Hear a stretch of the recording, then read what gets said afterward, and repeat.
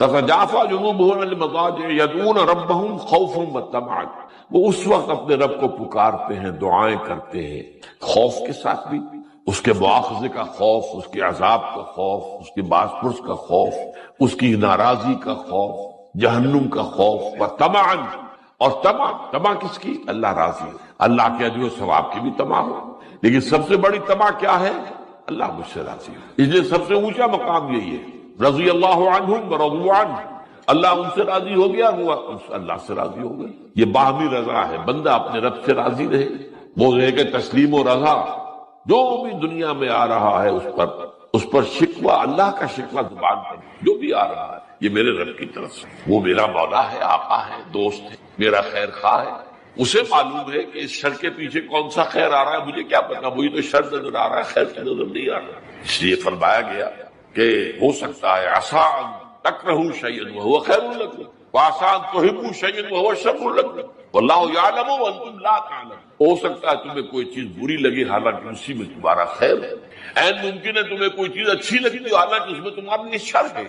اللہ جانتا ہے تم اس کیفیت کے اندر دنیا کی زندگی گزارے، اللہ تعالیٰ آخرت میں اسے راضی کر دے گا، اللہ اس سے راضی ہو جائے۔ اس قرآن کو اچھی سے اچھی خوشالحانی کے ساتھ پڑھو۔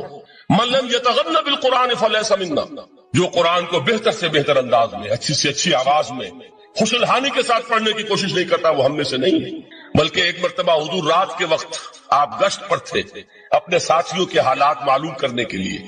حضرت ابو موسیٰ اشعری رضی اللہ تعالیٰ عنہ ایک صحابی ہیں، ان کے گھر کے پاس سے گزر ہوا، وہ رات کو تہجد پڑھ رہے تھے، کھڑے ہوئے کیف کے عالم میں قرآن تلاوت کر رہے ہیں۔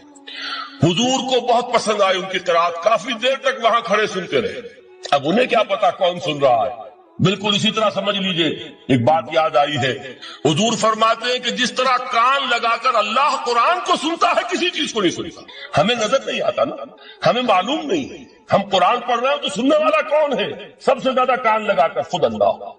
یہاں اس لیے مجھے یاد آیا کہ ابو موسیٰ اشعری کو کیا پتا تھا کہ کون سن رہا ہے، وہ اپنی کیفیت میں نماز میں تہجد میں قرآن کی تلاوت کر رہے تھے، اور ظاہر بات ہے ان کے گھر ایکڑوں میں بنے ہوئے نہیں تھے، ایک ایک کمرہ، ایک ایک کوئی حجرہ، ایسے ہی تو گھر تھے نا صحابہ کے، لہذا حضور پاس سے گزرے، آواز آئی، کافی دیر سنتے رہے۔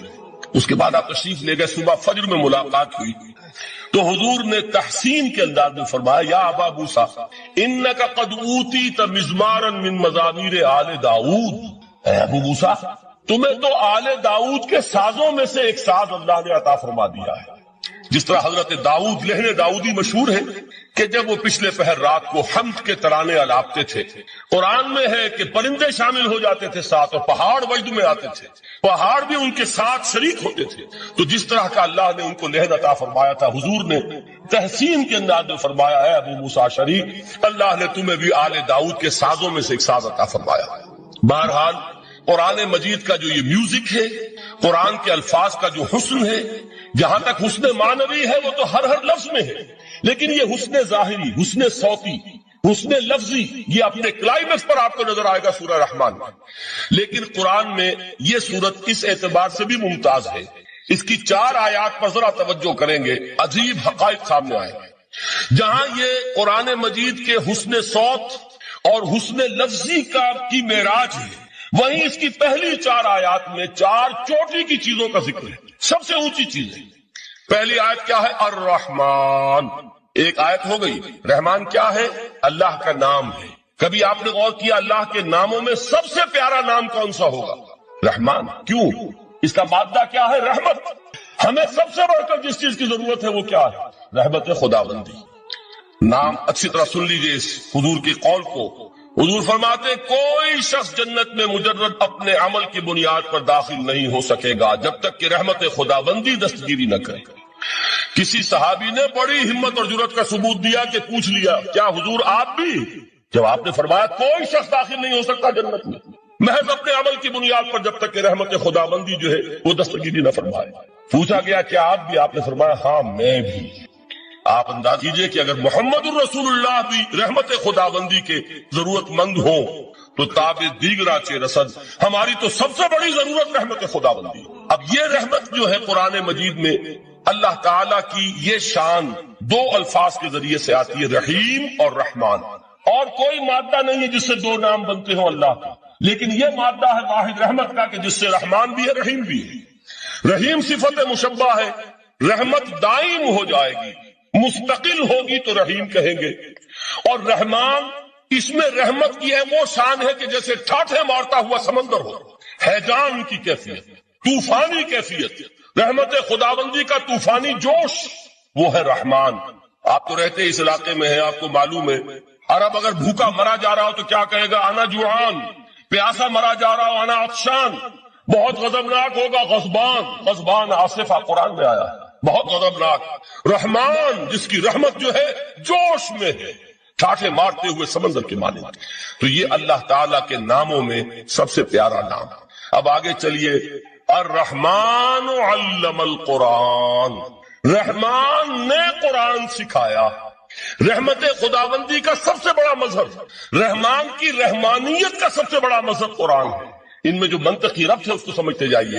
اچھا آپ یہ سوچئے، جو علم بھی انسان کو حاصل ہوا وہ کس نے دیا؟ اللہ نے۔ سائنس کا علم کس نے دیا؟ اللہ نے۔ علم آدم الاسماء کلھا، وہ علم الاسماء جو حضرت آدم کو دے دیا گیا تھا ازل میں، یہ اسی کا ظہور ہے، یہ اسی کی ایکسفولیشن ہے جو ہو رہی ہے اور ہوتی رہے گی ابھی۔ اور دوسرے علم ہے وہ کس نے دی؟ اللہ نے دی۔ لا یحیطون بشیء من علمہ الا بما شاء، مخلوق میں سے کوئی اللہ کے علم میں سے کسی شے کا احاطہ نہیں کر سکتا مگر وہ جتنا اللہ دینا چاہے۔ لیکن یہ کہ تمام علوم میں چوٹی کا علم قرآن، نوٹ کرتے جائیے، چوٹی کی چیزیں جمع کیجیے۔ اللہ کے ناموں میں چوٹی کا نام رحمان، اللہ نے جو کچھ انسان کو سکھایا اس میں چوٹی کا علم قرآن۔ خلق الانسان، انسان کو پیدا فرمایا۔ سوال یہ کہ حیوانات کو کس نے پیدا فرمایا؟ آسمان کس نے پیدا کیے؟ زمین کس نے پیدا کی؟ فرشتے کس نے پیدا کیے؟ کیا مطلب خلق الانسان؟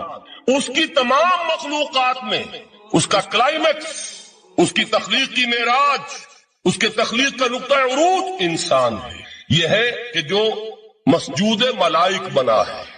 وَلَقَدْ كَرَّمْنَا بَنِي آدَمَ وَحَمَلْنَاهُمْ فِي الْبَرِّ وَالْبَحْرِ وَرَزَقْنَاهُمْ مِنَ الطَّيِّبَاتِ وَفَضَّلْنَاهُمْ عَلَى كَثِيرٍ مِّمَّنْ خَلَقْنَا تَفْضِيلًا۔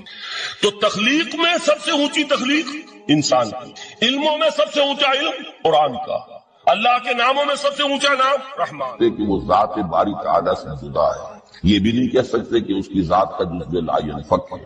کچھ اسی طرح کا تعلق ہے قرآن مجید کا ذات باری تعالیٰ کے ساتھ۔ لیکن یہ مسئلہ قرآن مجید میں خود بیان ہوا، اور سورہ حشر کی آیت میں تو یہ فرمایا گیا، اللہ تعالیٰ نے اپنے اس کلام کی عظمت کو یوں بیان کی، وہ عظمت کما ہیا، جیسے کہ وہ فی الواقع ہے، اور جس کا کہ گویا کہ پورا ادراک